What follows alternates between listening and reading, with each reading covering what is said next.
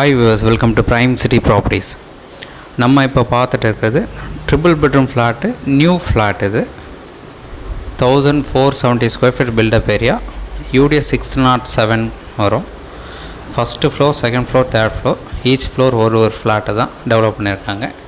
1800 square ஃபீட்டில் 3 flat தான். Lift provision கொடுத்துருக்காங்க. கவர்டு கார் பார்க் அலாட் பண்ணியிருக்காங்க. நல்ல ஸ்பேஷியஸான ஃப்ளாட்டு.